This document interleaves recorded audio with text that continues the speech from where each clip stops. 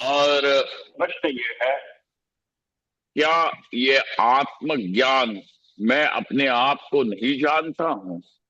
अपने होने का भान, अपने होने का ज्ञान तो सभी को है, चाहे कोई ब्राह्मण हो कि शूद्र हो, जो है राजा हो कि रंक हो, बालक हो कि वृद्ध हो, हाँ मनुष्य हो कि देवता हो, सबको मैं हूं यह ज्ञान निश्चित रूप से है।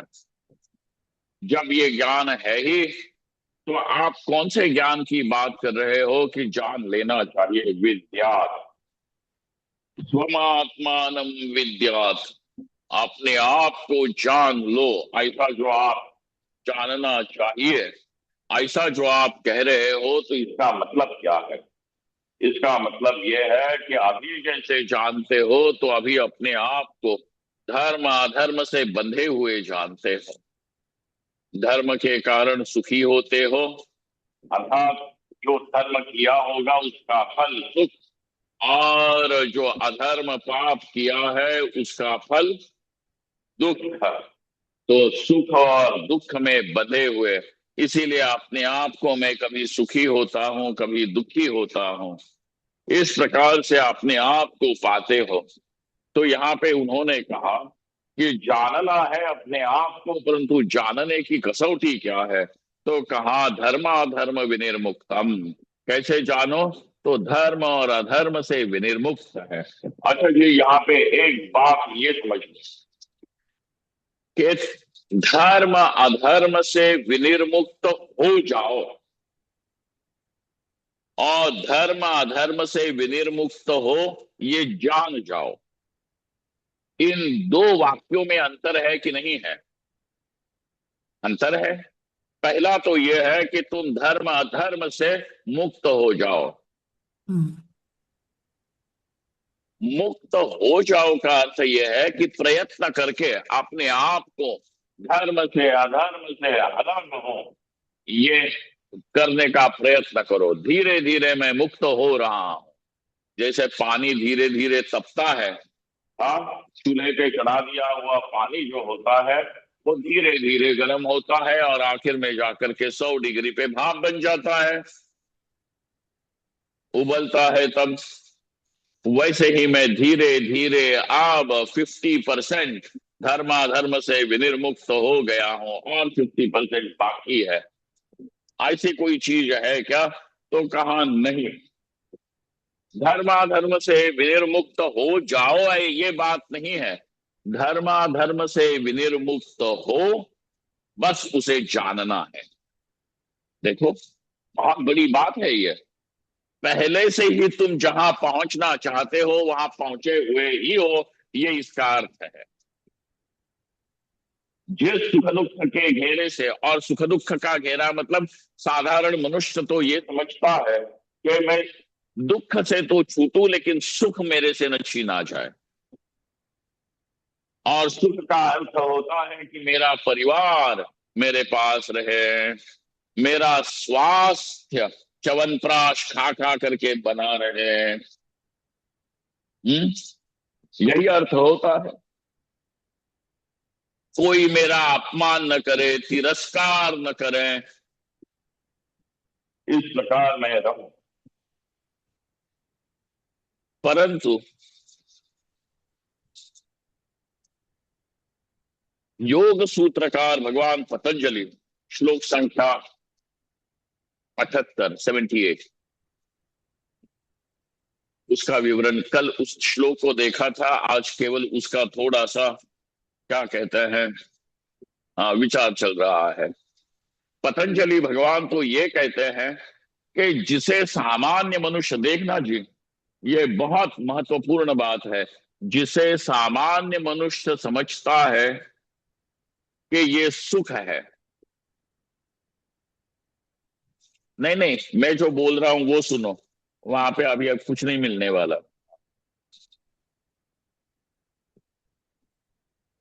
मैं जो बोल रहा हूं वो अभी सुनो।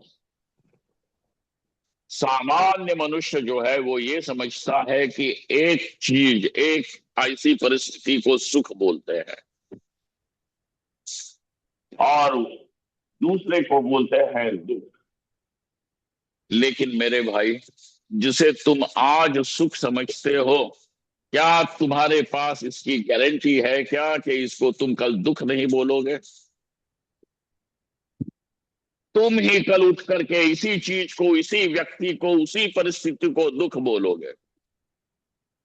आज समाज में पति पत्नी के विघटन की इतनी संख्या बढ़ रही है, तलाक हो रहे हैं, कोर्ट में जा जा करके लोग तलाक कर रहे हैं, और विघटन हो रहा है। और विघटन से पहले की जरा स्थिति सोचो कि यही कन्या, इसी ने ही इसी वर को, इसी पुरुष को चुना था कि मैं इसके साथ जीवन निभाऊंगी, ये मुझे पसंद है। और शादी को हुए 6 महीने भी नहीं हुए कि ये बोलती है कि मुझे अलग होना है कि नहीं? जिस व्यक्ति को तुमने ही चुना, अब उसी व्यक्ति को बोलती हो कि मुझे इससे अलग होना है। जिस व्यक्ति को तुमने पहले कहा कि यही सुख है, अब कहती हो कि यही दुख है। आप जरा बताओ कि तुम्हारे सुख की और दुख की परिभाषा कैसी है? जिस जिस चीज को तुम आज सुख बोल रहे हो, कल मुंह उठा करके उसी को दुख भी कहोगे। इसीलिए पतंजलि भगवान तो ये कहते हैं, सर्वम दुखम एव ही विवेकी नाम। मूर्ख आदमी जो होते हैं लोग, वो तो कहते रहते हैं कि ये सुख, ये सुख, ये सुख, ये सुख, ये सुख, ये सुख, ये सुख। परंतु जो विवेकी है वो तो ये कहता है कि जिन जिन चीजों को ये सुख बोल रहे हैं, ये कुछ नहीं, ये दुख के द्वार है। ये क्या है? दुख के द्वार है। अतः धर्म अधर्म, धर्म धर्म से क्या होता है? जो लौकिक पारलौकिक सुख जिसे सामान्य मनुष्य कहता है वो होता है, उसे वो परिस्थिति अनुकूल लगती है। लेकिन अधर्म का फल यह है कि वही परिस्थिति आपको प्रतिकूल लगने लगेगी। हमने स्वामी चिन्मयानंद जी महाराज जी के मुख से, पूज्य गुरुदेव उनके मुख से ये बात सुनी थी कि केरला में एक कोई ये उनके युवा वर्ग के लोग जो थे, उन्होंने कहा कि केरला में ऐसा एक कोई वैज्ञानिक है, भारतीय वैज्ञानिक, कि जिसे बहुत सारे पारितोषिक मिले हैं, इतना उसने विज्ञान में अपने संशोधन किया हुआ है। तो और अभी वो वृद्ध हो गए हैं, घर से बाहर भी नहीं निकल सकते। तो स्वामी जी आपने चल करके उनको आशीर्वाद देना चाहिए। इसीलिए इनके लोग उस वैज्ञानिक के घर इनको लेके गए। गए, घर में इतने सारे वो लगे हुए थे, क्या, ट्रॉफीज, ट्रॉफी सर्टिफिकेट चारों दीवारों पे लगे हुए थे। ठीक है बाबू जी। और हाँ, president of India, prime minister of India उनका सत्कार कर रहा है, ऐसे फोटोग्राफ जगह जगह लगे हुए थे। और जब ये लोग घर गए तो ये वृद्ध ऐसे बैठे हुए थे, बिल्कुल चेहरा जो है वो मायूम, दुखी होकर के बैठा हुआ था। तो स्वामी जी बोले कि देखिएगा, आपने तो इतनी बड़ी बड़ी उपलब्धियां की है, इतना विज्ञान में संशोधन किया है, नए नए थियरीज दिए हैं, इतनी खोज की हुई है, तो आप सचमुच बहुत बड़े हो। तो आपकी आपके खोज के विषय में आपने जिस जो संशोधन किया है उसके विषय में जरा हमको भी सुनाइए। तो वो वृद्ध व्यक्ति बोला कि स्वामी जी, यही तो मेरा दुख है, यही तो मेरा, जिसे लोग समझते हैं कि ये बड़ा, इसको तो क्या कहते हैं, जश्न मनाना चाहिए, जिस चीज का उत्सव मनाना चाहिए, उसी उसी चीज को वो कहता है कि ये दुख का कारण है। पूछा क्यों? उसने कहा जिन जिन चीजों को मैंने खोज निकाला था कि ये ऐसा है, ये ऐसा है, ये ऐसा है, मेरे बाद में आने वाले लोगों ने मेरी जितनी भी बातें थी वो सब गलत साबित कर दी। आज कोई उन्हीं चीजों का जिक्र करता है तो वो मुझे दुख देता है। और ये लोग तो आपको मेरा सत्कार करने के लिए ले आए कि मैंने इतनी गलतियां की थी, ये बताने के लिए। दिखाओ ये सारे सर्टिफिकेट, ये सारे मेडल, ये सारे फोटोग्राफ जो है ये मुझे चूकते हैं। तो जिन चीजों को आज आप कहते हो कि ये सुख है, कल उन्हीं चीजों को आप उठ करके बोलोगे कि ये दुख है। इसीलिए इस मूर्खता में न रहो कि कुछ सुख होगा। पुत्र वित्त लोकादि से सुख होगा, यही पुत्र वित्त लोकादि ही दुख का कारण बनेंगे पाप का उदय हो जाने पर। अतः अब ये चाहिए ही नहीं। इसीलिए नचिकेता कहता है, अन्यत्र धर्माद अन्यत्र अस्मात् कृता कृतात् अन्यत्र भूताच्च भव्याच्च यत् पश्यति तद्वद। यहाँ पे शंकराचार्य भगवान नचिकेता के उसी वचन को अपने शब्दों में ढाल के कहते हैं, धर्माधर्म विनिर्मुक्तम भूत भव्यकृता स्वम आत्मानं परम विद्या विमुक्तम सर्वबंधनैः।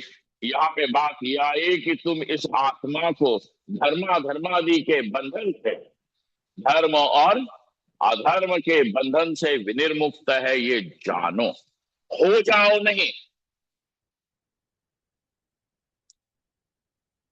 हो जाओ नहीं है। जाना तो उसी चीज को जाता है कि जो पहले से विद्यमान है।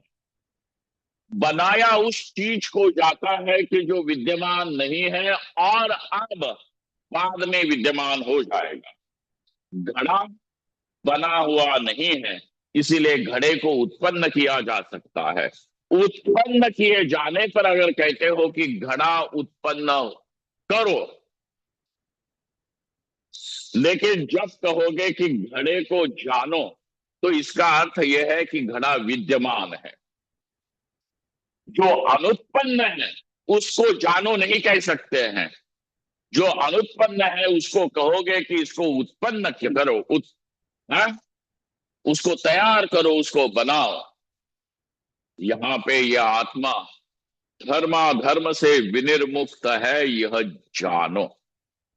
अर्थात जिसे तुम अब इस दशा में समझते हो कि ये पाप पुण्य सुख दुख परवश होकर के भोगता है।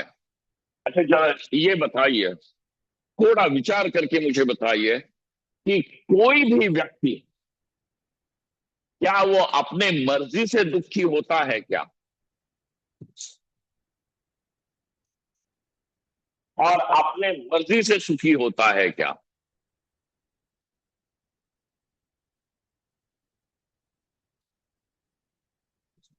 तो इसका अर्थ यह है, ऐसी कोई चीज है कि जो इसकी अनुमति नहीं पूछती है कि हम, मैं तुम्हें सुखी करूं कि मैं तुम्हें दुखी करूं, वो आके धड़कती है। ये धर्माधर्म है। पाप पुण्य, जो पूर्वकृत पाप पुण्य है, वही आकर के किसी व्यक्ति को कब सुखी कब दुखी करना ये तय करते हैं।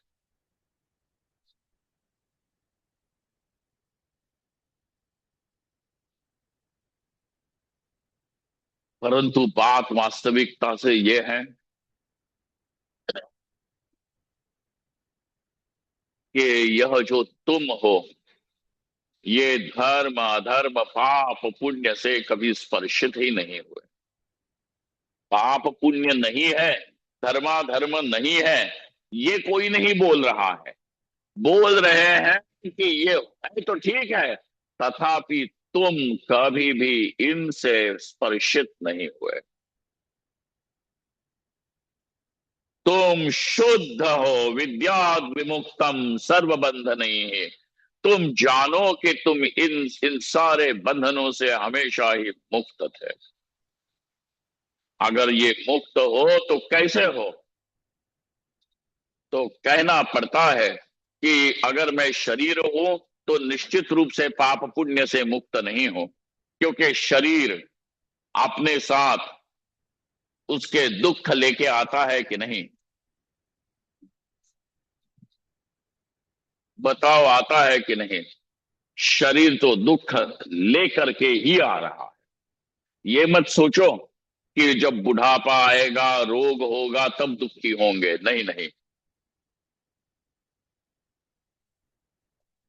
इस शरीर में दुख तो लगा हुआ ही है। अगर कुछ भी नहीं है, तो अरे बाबा बैठने में ठीक नहीं हो रहा है। अगर कुछ भी नहीं हो रहा है तो कहोगे कि यहाँ पे बैठना, गर्मी लग रही है, हवा नहीं लग रही है, फलाना हो रही है, ढिका हो रहा है, भूख लग रही है, प्यास लग रही है। कुछ न कुछ तो पीछे लगा हुआ ही है, कि जिसको लेकर के तुम ये कह सकते हो कि मैं अस्वस्थ हूं, बेचैन हूं। अगर आपको अभी यहीं पे भूख लग जाए, प्यास लग जाए और कोई पानी पीने न दे, तो आप बेचैन हो जाओगे कि नहीं होगे? अच्छा, तुमको अगर लघु शंका लगे और कोई कहे कि नहीं, अगले 1 घंटा उठना ही नहीं है, बेचैन हो जाओगे कि नहीं हो जाओगे? बेशक हो जाओगे। इसीलिए ये शरीर जो है, वो अपने साथ अपने दुख को लेकर के ही आया है। अतः मैं शरीर हूं, और शरीर रूप हो करके मैं धर्माधर्म से मुक्त हूं, ये नहीं कह सकते। मैं मन बुद्धि हूं और इस दुख से मुक्त हूं, ये भी नहीं कह सकते। अतः तुमको ये देखना पड़ेगा कि इस शरीर से भिन्न, इस सूक्ष्म शरीर से भी भिन्न, कारण शरीर से भी भिन्न, इन तीनों का प्रकाशक साक्षी, ऐसा मैं बिल्कुल पृथक ऐसी चीज हो कि जो इनका प्रकाशक होने से कभी भी इनसे स्पर्शित नहीं हुआ। देखिएगा, एक कटोरी में, बड़ा सुंदर चांदी की कटोरी में रखा है कामधेनु के दूध से बना हुआ रसमलाई। हाँ, किसका दूध है?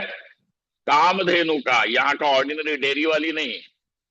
हाँ, कामधेनु के दूध का बनाया हुआ रसमलाई है। और वहां नंदन वन से, देवताओं का जो उपवन है, बगीचा है, उसका नाम नंदन वन है। उस नंदन वन के केसर से, इलायची से उसको बनाया हुआ है। अब सोचो कैसा होगा। ऐसे एक कटोरी में रखा हुआ है, और चांदी के क्यों, सोने की कटोरी में रखा है। हैं? कामधेनु के दूध से बनाया हुआ रसमलाई, और ऊपर जो केसर वेसर फैलाया हुआ है वो भी नंदन वन से आया हुआ है। और दूसरी जगह रखा हुआ है गोबर। हैं? जरा देखो, जो प्रकाश है सूर्य का, वो गोबर पे भी पड़ रहा है, और वो उस अत्यंत पवित्र, सुगंधी, रसमय वस्तु पे भी पड़ रहा है। अब जरा बताओ कि प्रकाश गोबर के दुर्गंधी से दुर्गंधित हो रहा है क्या? और इसके पवित्रता से प्रकाश पवित्र हो रहा है क्या? प्रकाश में तो कोई फर्क नहीं पड़ता। तो तुम कहते हो कि प्रकाश जो है वह कैसा है? बिल्कुल इन सारे चीजों से अस्पर्शित है, अस्पर्शित है कि नहीं है? ठीक वैसे ही मन बुद्धि इंद्रियां हो, शरीर हो, कारण देह हो, इन सब का प्रकाशक तुम हो कि नहीं हो? जब तुम हो तो तुम पहले से ही धर्माधर्म से विनिर्मुक्त हो। अपने इस स्वरूप को जानो। और क्या है? विमुक्तम सर्व बंधने ही। पहले से ही तुम्हारा स्वरूप ऐसा है कि सारे बंधनों से विनिर्मुक्त है। तुम विनिर्मुक्त हो जाओगे ऐसी बात नहीं है। तो क्या है? तुम विनिर्मुक्त हो, बस जानने की कमी है। किसकी कमी है? मुक्त होना नहीं है, मुक्त हो यह जानना है। आप जरा बताओ, ज्ञान की कमी है क्या और किसी चीज की कमी है? बस अगर तुम्हें किसी चीज की जरूरत है तो वो वास्तविक ये है, जानना, ज्ञान ही चाहिए। अब कुछ लोग होते हैं वो कहते हैं हमें ज्ञान नहीं चाहिए, अनुभव चाहिए। क्या चाहिए? ज्ञान नहीं चाहिए, अनुभव चाहिए। हमारा कहना यह है, तुम्हें अनुभव नहीं, ज्ञान ही चाहिए। क्या?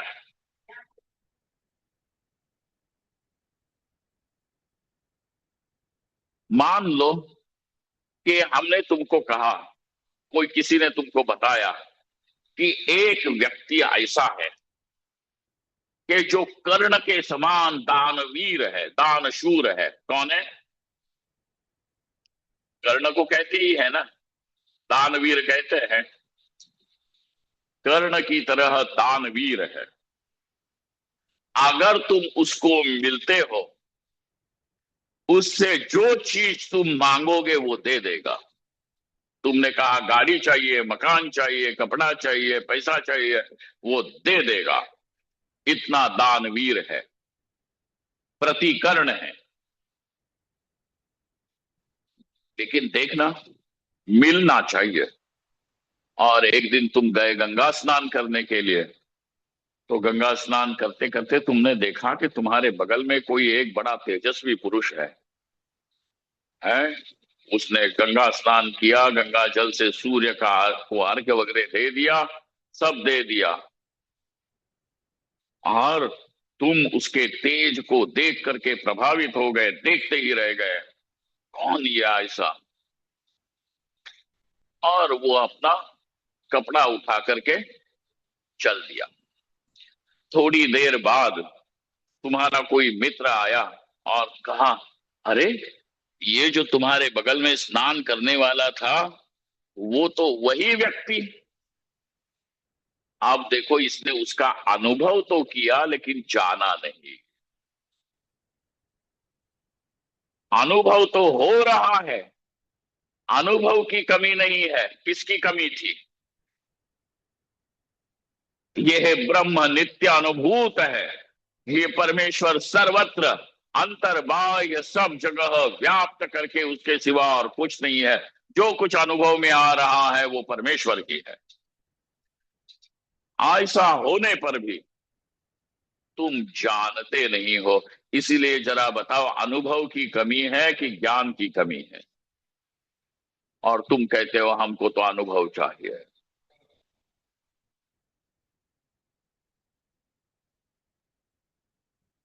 अनुभव की कमी।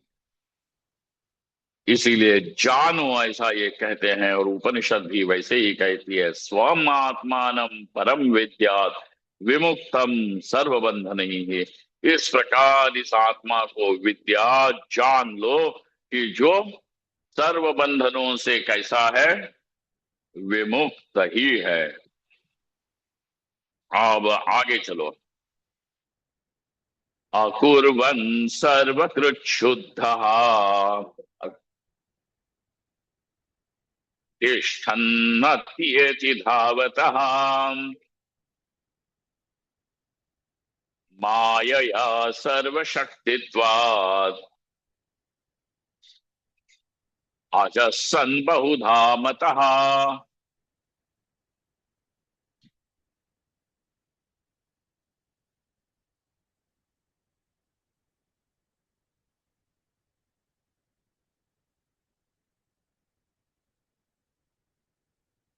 अपूर्वन् सर्वकृत शुद्ध।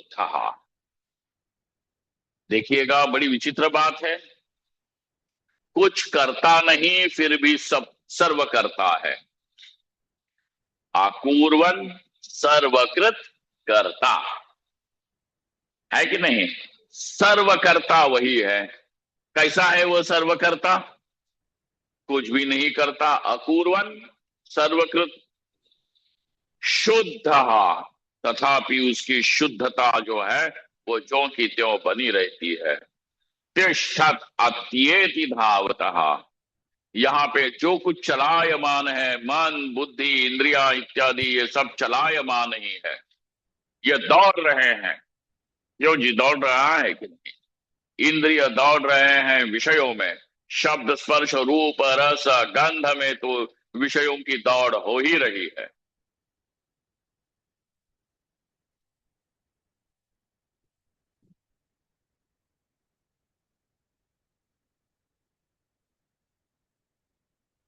तो आप कहोगे मतलब जो तुम्हारा शब्द है उसमें हमारा कान अभी पहुंच नहीं रहा, करोगे कि नहीं? हैं? जैसे उम्र होती है लोग करते ही हैं, हैं? क्या बोला है? नहीं सुनाई दिया? अरे हम इसीलिए बोल रहे थे तो आपको वो सुनाई न दे, इसीलिए तो ऐसे बोल रहे थे। लेकिन फिर भी ये करेगा तो इसका अर्थ यह है कि इंद्रियां अपने विषयों में दौड़ना चाहती, मन बुद्धि अपने अपने विषयों में दौड़ रही है। कल्पना कर ही रहे हो, भविष्यत काल की कल्पना कर रहे हो, ऐसा होगा, ऐसा होगा, ऐसा होगा।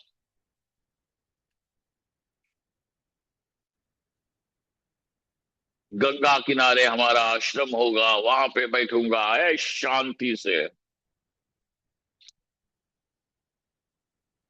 करते हैं कि नहीं कल्पना हम लोग?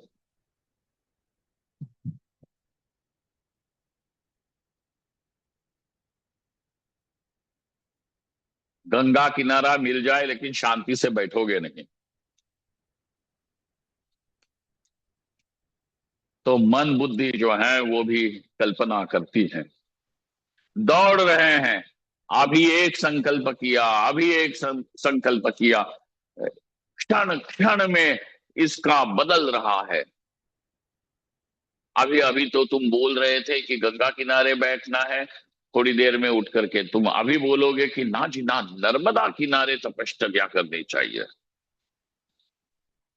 तो तुम बताओ कि गंगा किनारे जाना है कि नर्मदा किनारे जाना? नहीं, गंगा किनारे भी आजकल हरिद्वार ऋषिकेश में बहुत भीड़ हो गई, सब अपवित्र। कहाँ जाएंगे? और ऊपर चले जाएंगे देव प्रयाग इत्यादि में। अच्छा जी, वहां पे तो ठंडी पड़ती है, बर्फ पड़ता है, इतने ठंडे गंगा जी का जल होता है, उसमें मैं कैसे नहाऊंगा? बह गया तो क्या करूंगा? अब ये नाना तरह की कल्पनाएं कल्पनाएं कल्पनाएं कल्पना दौड़ ही रहे हैं। तो आप जरा विचार करके बताइए कि मन बुद्धि इंद्रिया ये तो चलायमान है और इनकी गति भी कितनी तीव्र है कि नहीं?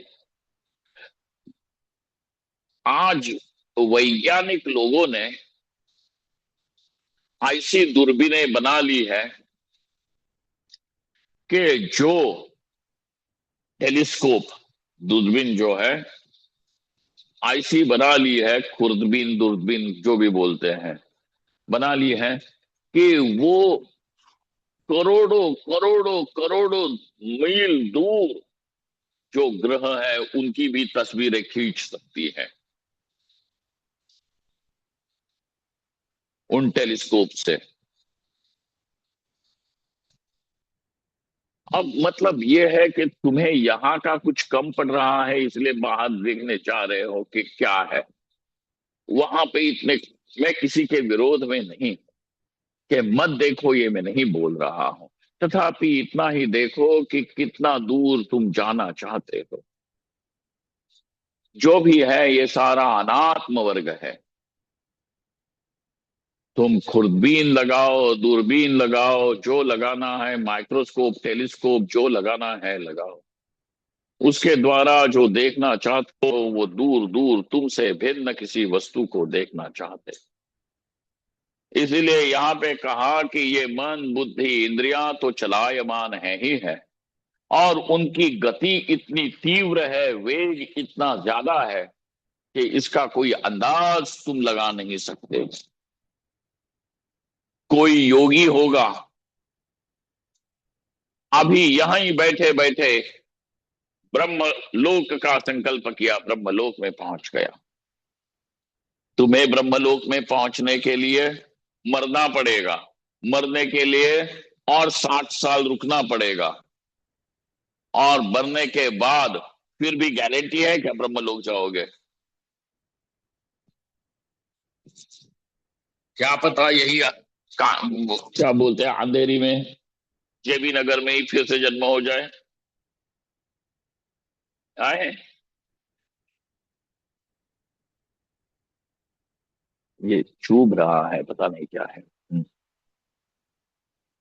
तो बात ये है, इतनी ही समझ लीजिए कि ये मन बुद्धि इंद्रियां जो है वो दौड़ती है। तो कहाँ ये दौड़ती है, तो इनसे भी तीव्रतम गति से जाने वाला ये आत्मा है। तो आत्मा की स्पीड सबसे ज्यादा होगी। तो उन्होंने कहा, तिष्ठन अत्येति धावतः, जो दौड़ने वाले भागने वाले हैं उनसे आगे निकल जाता है, परंतु कैसे? बिना चले, कहीं चला नहीं, और तथापि इसकी ये वहां पे पहुंचा हुआ है। हा तिष्ठन अत्येति धावतः मायया सर्वशक्तित्वात्। तो ये ऐसी बात कैसे हो गई? तो कहते हैं, स्वरूपतः तो वह अनेजत है। एजन का अर्थ होता है एज्र कंपने, चलन, स्व अवस्था प्रच्युति ही, अपने अवस्था से दूसरी अवस्था में जाना, इसी का नाम होता है चलना, चलन। है कि नहीं? आप एक बिंदु पे खड़े हो, उस बिंदु को छोड़ के दूसरे बिंदु में आ गए, एक कदम भी चले तो ये हो गया चलना कि नहीं? तो एक अवस्था से दूसरी अवस्था में जाना, इसी का नाम क्या है? चलना।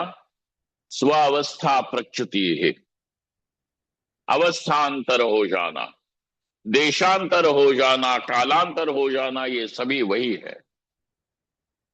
तथापि ये आत्मा स्वयं अनेजत,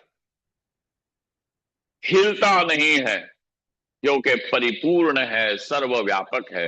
जो व्यापक है वो जाए कहां, वो बताओ? जो यहां है परंतु वहां मौजूद नहीं है, तो यहां से वहां जा सकता है, परंतु जो सर्वत्र सदा सर्वदा उपस्थित है, उसमें चलन वलन होगा कहां से, ये बताओ? इसीलिए वह स्वभाव से स्वरूप से कैसे है कि अनेजत, परंतु मन बुद्धि इत्यादि की उपाधि से ऐसा लगता है कि ये चल रहा है। शरीर के उपाधि से ये लगता है कि ये ऋषिकेश से मुंबई आ गया है, मैं आ गया, मैं यहां से वहां जाऊंगा, ऊपर से नीचे आऊंगा, मर्त्य लोक से ब्रह्म लोक में जाऊंगा। ये सारे शरीर मन बुद्धि इंद्रियादि इन उपाधियों के द्वारा ही लगता है। इसीलिए एक हो गया सोपाधिक रूप, और एक हो गया निरुपाधिक रूप। निरुपाधिक रूप जो है वो वास्तविकता है, और सोपाधिक रूप कैसा है? माया के कारण, उपाधि के कारण प्रतीत होता है। और इसीलिए मायया सर्वशक्तित्वाद अजस्सन बहुधा मतः, वो अज होते हुए भी, अजन्मा होते हुए भी कई बार जन्मा हुआ लगता है, और अनेक प्रकार से जन्मा हुआ दिखता है।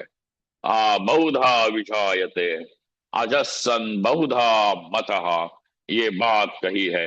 अजायमानो बहुधा विजायते। लोग आ करके हम लोगों से पूछते हैं कि स्वामी जी, आपको तो सिद्ध सिद्धि प्राप्त हो गया, आप बताइए हमारा पूर्व जन्म क्या था?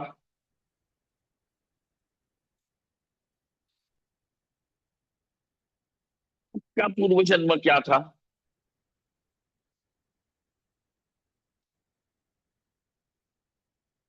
पूर्व जन्म में भी हम बेरोजगार थे, जाओ। अनएम्प्लॉयड है। तो आप बताइए कि आपका पूर्व जन्म क्या था? अरे मेरे भाई, जन्म क्या था, ये जन्म हुआ कि नहीं हुआ इत्यादि, और पूर्व जन्म में तुम कौन थे, ये बताने के लिए नहीं है ये अध्यात्म शास्त्र। अध्यात्म शास्त्र यही बताने के लिए है कि तुम्हारा जन्म ही कभी नहीं हुआ, ना ही इस बार, नहीं पिछले बार, नहीं आगे कभी होता है। जो जन्मता हुआ दिखता है ये सोपाधिक रूप है, और सोपाधिक को ही सत्य समझ लेना यही अज्ञान है। तुम किस चक्कर में पड़े हुए हो? गए जन्म में मैं राजा का पुत्र था। कोई आकर के आपको ये नहीं बताता गए जन्म में मैं गधा था? बताता है, सुना है? आज तक जितने लोगों ने ये कहा कि गए जन्म में हमको हमारा पूर्व जन्म याद है, कोई आकर के ये नहीं बताता पूर्व जन्म में मैं गधा था, खटमल था, मैं राजा का बेटा था, मैं फलाना था, मैं पंडित था, मैं ढीका था, यही बताएंगे।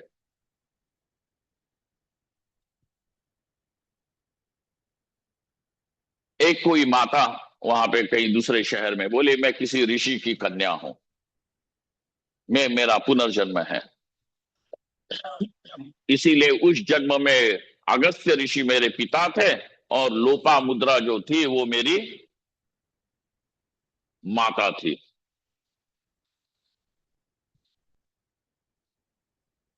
इसीलिए लोपा मुद्रा और अगस्त्य मुनि जो मुझे अपनी कन्या मानते हैं अभी भी, मिलने के लिए बार बार आते हैं। क्या करने आते हैं?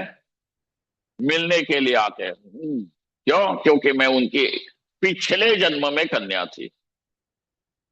तो पिछले जन्म के माँ बाप को तो तुम पूज रही हो, इस जन्म में जो तुम्हारे माँ बाप है उनको तो तुमने छोड़ दिया।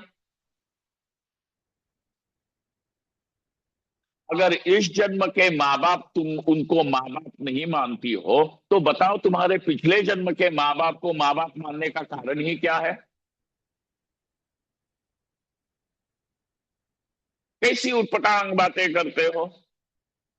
इस जन्म में जो तुम्हारे, हाँ, आधार कार्ड पे जिनका नाम लिखा हुआ है उनको तुम माँ बाप नहीं मानते, बोलते हो कोई और मेरे माँ बाप थे, वो पिछले जन्म के माँ बाप मेरे माँ बाप है। उनको माँ बाप मानने का कारण क्या है? कौन सी कल्पनाओं में तुम घूम रहे हो? वास्तविकता तो यह है कि ये अज है। आ इसीलिए आजो अजायमानो बहुधा विजायते। जो जन्मता नहीं है तथापि फिर भी जन्मता हुआ दिखता है, मान रखता है। एक कथा आती है भागवत में, आप लोगों ने तो वो कथा सुनी हुई है। क्या है इस राजा का नाम, मैं भूलता हूं। चित्ररत्न, जिसका बेटा मर गया। हाँ, चित्रदत्त नहीं, चित्रकेतु, हाँ। हाँ, चित्रकेतु। अब उस राजा को बेटा नहीं हो रहा था, और स्वयं अगस्त्य ऋषि के ही आशीर्वाद से और नारद जी के आशीर्वाद से उसको बेटा हो गया।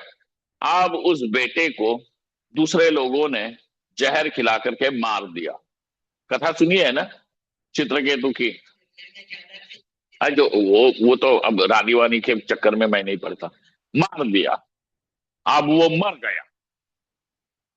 तो ये विलाप करने लग गया, तो आकाश मार्ग से कर्म धर्म संयोग से ऋषि वो अगस्त्य मुनि और नारद भगवान जा रहे थे।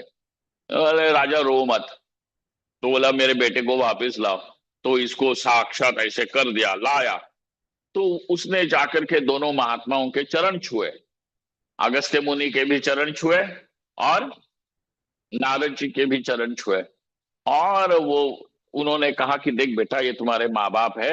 हाँ, तो इनके ये तुम चले गए हो, मर गए हो, तो अभी इस शरीर में फिर से आ जाओ, ये दुखी हो रहे हैं। उस बेटे ने कहा कि महाराज, मैं कितने माँ बापों को अपना माँ बाप मानूं? हर जन्म में एक माँ बाप, हर जन्म में खटमल बना तो खटमल थे, मिस्टर खटमल, मिसेस खटमल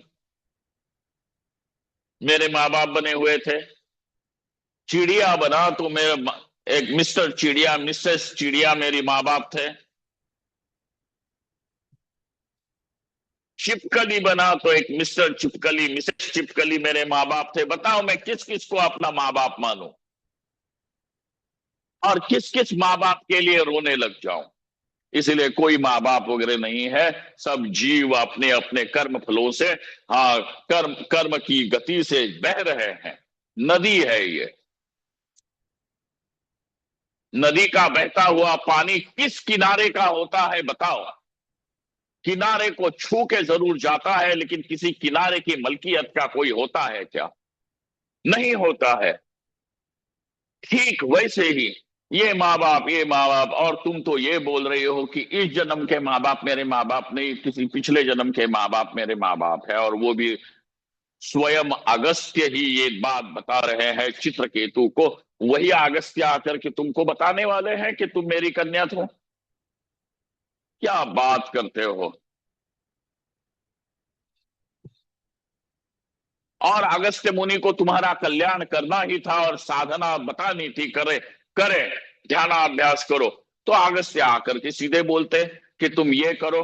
अगस्त्य का तपस्या का बल और तेज ऐसा है कि तुम करते ही। उस अगस्त्य को आकर के ये बताना पड़ा कि मेरी कन्या कलयुग में जन्मेगी। तुमने ऐसा कौन सा पाप किया कि ऐसे माँ बाप मिलकर के भी इतना घोर कलयुग में तुमको आना पड़ा। हाँ, ये जो लोग इस प्रकार की बातें करते हैं कि मैं पूर्व जन्म में ये था और उत्तर जन्म में मैं ये हो जाऊंगा, इसका कोई मतलब नहीं। वास्तविकता तो यही है। अजायमानो बहुधा विजायते। यही एक अजायमान वस्तु है और लगती जरूर है कि अनेक प्रकार से जन्म रही है। कुछ नहीं हो रहा। इसीलिए इस आत्मदेव को जानो और मुक्त हो जाओ। ये हमारी पत्रिका देख के बताओ, क्या पत्रिका तुम्हारी? कोई नहीं। इसीलिए ये पत्रिका वगैरह भी सारी चीजें जो है वो अविद्या का खेल है। और इसीलिए कहते हैं कि महात्माओं ने ये पत्रिका वत्रिका के चक्र में नहीं पड़ना चाहिए। क्या करना चाहिए? अगर पत्री ही देखनी है तो भगवत गीता जिस पत्री पे लिखा है वो पढ़ो। अकुर्वन् सर्वकृत शुद्ध तिष्ठन्नत्येति धावतः मायया सर्वशक्तित्वात् अजस्रन् बहुधा मतः। इस प्रकार इस परमेश्वर का आप चिंतन कीजिए। यही ये आत्मदेव है जिसका इस प्रकार चिंतन करने से तुम दुख से, शोक से, संसार से, भवसागर से पार हो जाओगे। अब बताते हैं अगले 80वां श्लोक दोहराइए। राजवत् साक्षी मात्रत्वात् सानिध्याद् भ्रामको यथा। भ्रामयन् जगदा जगदात्माहम् निष्क्रियो कारको द्वयः। राजवत् साक्षी मात्रत्वात् सानिध्याद् भ्रामको यथा। भ्रामयन् जगदात्माहम् निष्क्रियो कारको द्वयः। बात यह है, दो दो दृष्टांत दे दिए हैं। कितने दृष्टांत है इस श्लोक में? दो दृष्टांत दिए हैं। और दार्ष्टान्त स्थान में आत्मा है। दृष्टांत कितने हैं? दो अलग अलग दृष्टांत है। और दार्ष्टान्त स्थान में कौन है? आत्मा। तो समझना क्या है इस आत्मदेव को? पहले दृष्टांत समझो, फिर दार्ष्टान्त समझ में आ जाता है। यही तो प्रक्रिया है। दृष्टांत दिया ही इसलिए जाता है दार्ष्टान्त को सिद्ध करने के लिए। राजवत साक्षी मात्रत्वात्।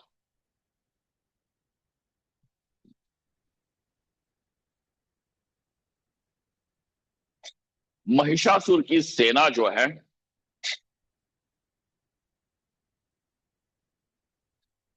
शुंभ निशुंभ महिषासुर इत्यादि, तो दुर्गा जी जो है वो, उसने रण मचाया और उस रार में महिषासुर को मार दिया।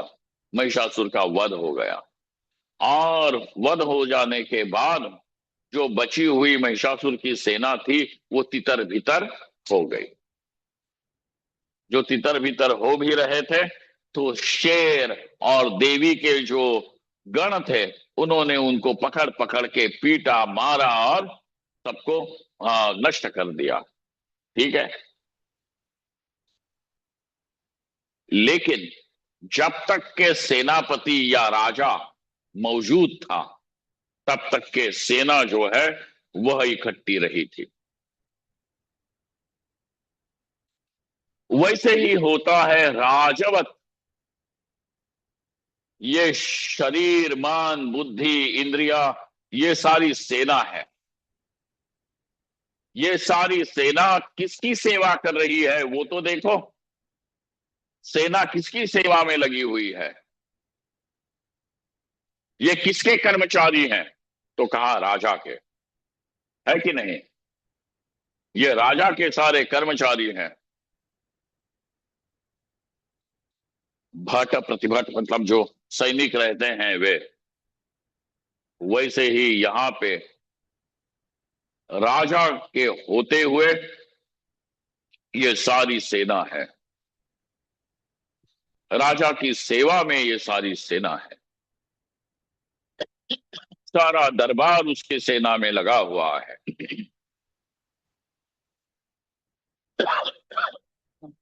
राजा कुछ करता नहीं, बस बैठा हुआ है।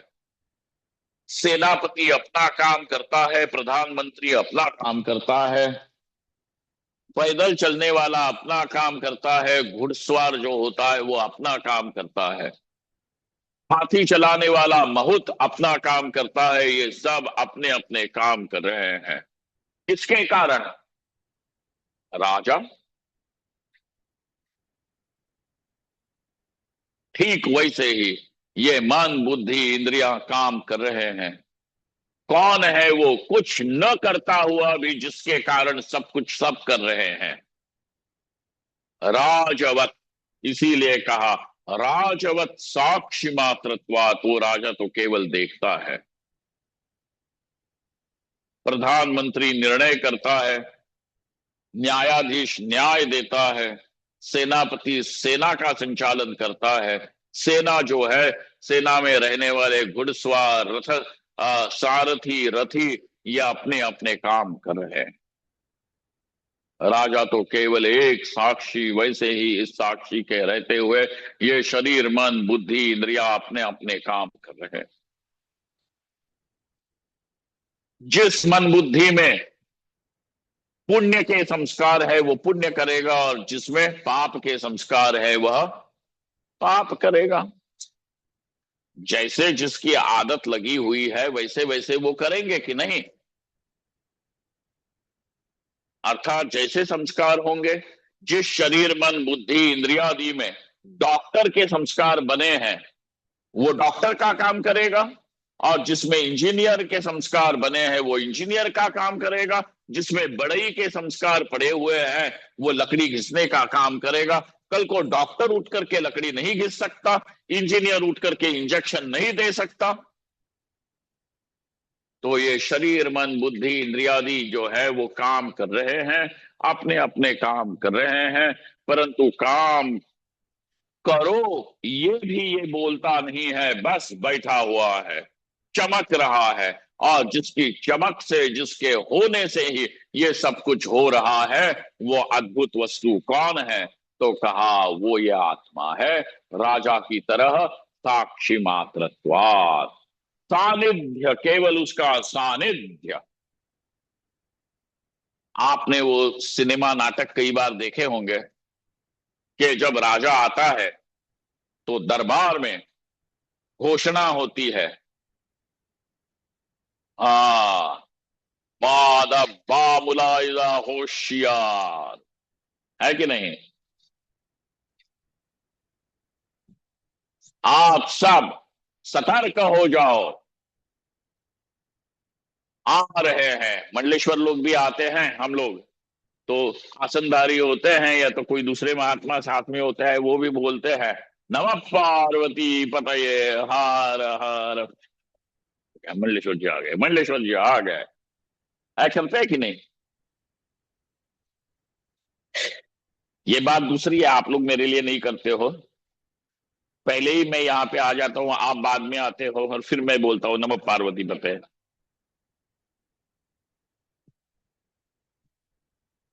कुछ तो लिहाज करो, कुछ तो इज्जत।